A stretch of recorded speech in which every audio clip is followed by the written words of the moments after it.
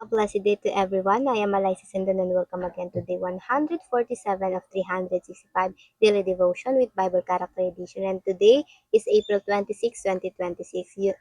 And yung devotion natin na ito ngayon ay patungkol dito sa famous verse or line na isinulat ni Solomon. It is trust in the Lord with all your heart.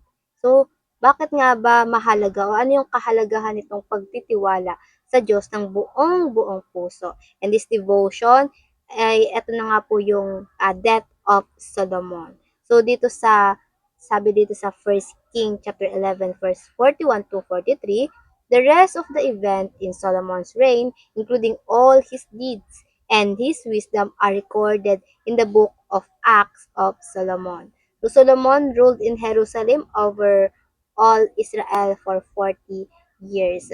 When he died, he was buried in the city of David, named for his father.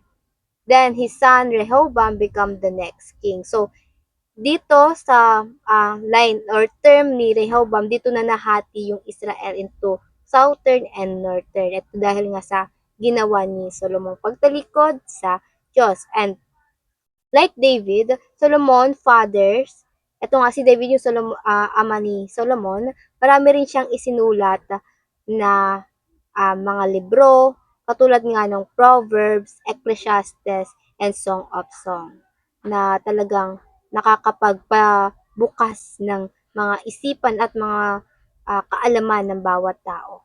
And dito naman yung for today's scripture natin ay mababasa natin sa Proverb 3 verse 5 to 6. Ito nga yung isa sa mga isinulat ni Solomon. And this is about trusting the Lord, the God, with all your heart.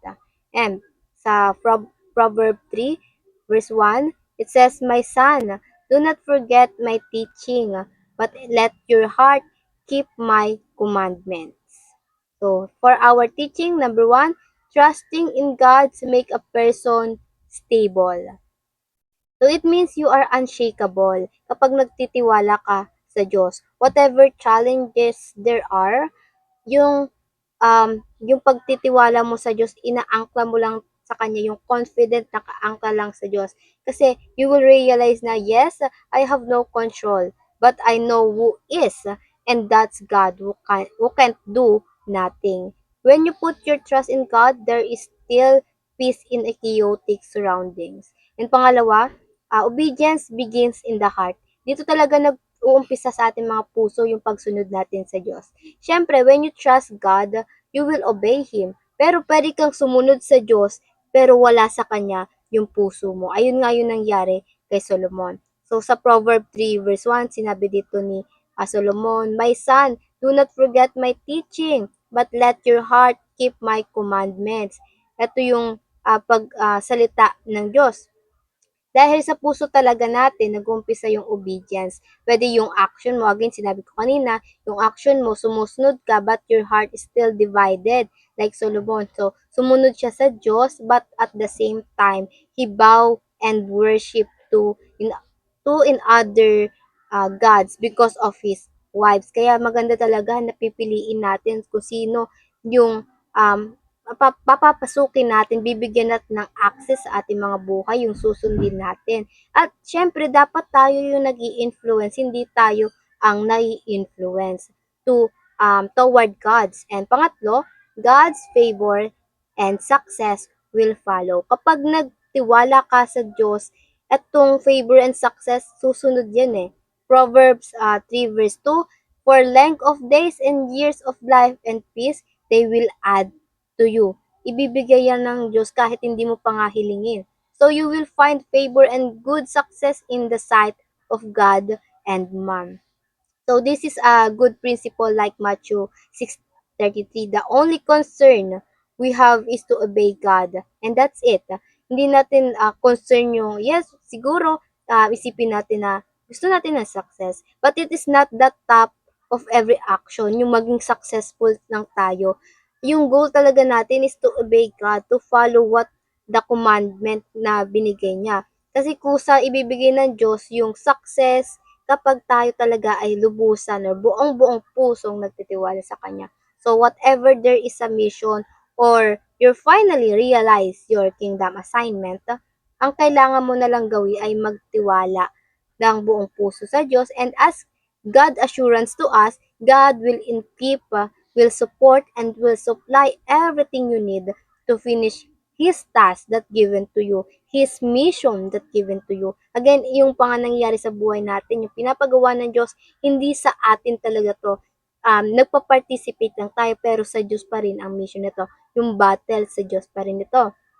Kaya yung Diyos, yung concern niya sa atin talaga ay kung paano tayo isusupply, kung ano yung ibibigay sa atin. And again, hindi natin kailangan problemahin yun dahil kayang-kaya yun ng Diyos. Walang limitado sa Diyos.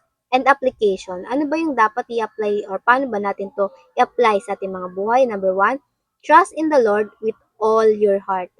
Ito yung pinaka-famous line na isinulat ni King Solomon na minsan ay natitake taken for granted kasi paulit-ulit na natin itong naririnig. Perhaps it is a greatest lesson na rin na natutunan ni Solomon sa kanyang fall kasi nga he let his heart be divided kaya yung kingdom niya na divided din. And so, binapasa niya sa atin yung learnings para hindi na natin gawin pa yung pagkakamali niya. So, now, evaluate yourself. Do you trust and follow God with all your heart or you just take an action? Sumusunod ka lang pero yung puso mo ay divided din. So, again, lagi nating pakaisipin sa bawat ginagawa natin na kikilos tayo na nagtitiwala sa Diyos ng buong-buong puso. Trust in the Lord with all your heart. And second, do not lean on your own understanding. Do not depend on our own. Kasi yung understanding natin ay may pagka-bias or subjective.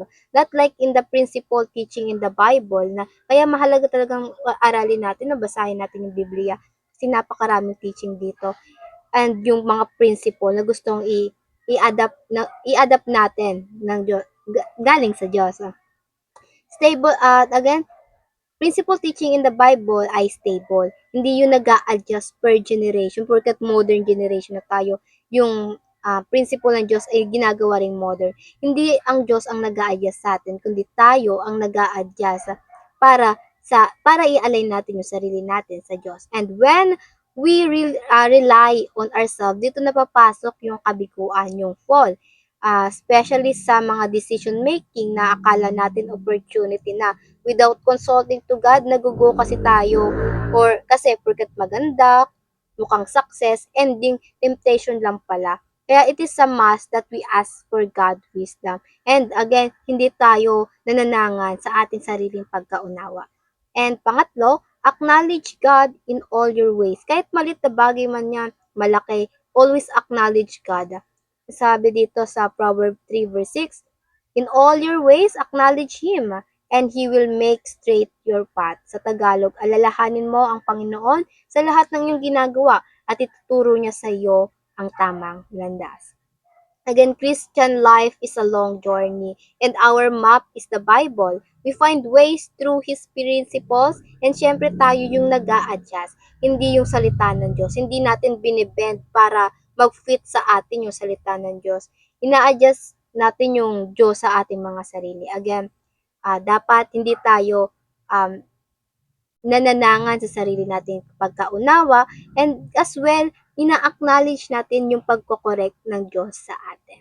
And para naman sa ating reflection, why must we trust God principles in our hearts and live accordingly? And before we finally end, let's have a short closing prayer and let's pray. Our Father in heaven, we thank you and glorify you for this devotion, Lord God, that you teach us, Lord God, to be humble in before you, Lord God. Lord, thank you again for this devotion, yung mga teaching, lalo na Panginoon, sa pagtitiwala sa iyo ng buong-buong puso, Lord God. Hindi namin ito magagawa, Lord God, kung wala yung gabay niyo sa aming Panginoon. Panginoon, huwag niyo kaming pabayaan, Panginoon, at tulungan niyo kaming makilala pa si Jesus in a humble way, Lord God, and be like Him, Lord God. And Lord, thank you again for every minute you give to us to devote ourselves to you, Lord God. Thank you for every blessing you give to us. Thank you for the grace, Lord God. And Lord, please forgive us sa mga fall short namin, Lord God, kung kami ay nakakalimot, Panginoon, at madalas ay nananangan pa sa aming mga sariling pagkaunawa. But in that way, Lord God, kung mangyari man ulit yun, Lord God, please correct us, Lord God. Thank you, Lord God, for everything. And ikaw nawa ang siyang palagi manguna sa amin. Madakila ka at papurihan ng mga tao sa aming mga buhay.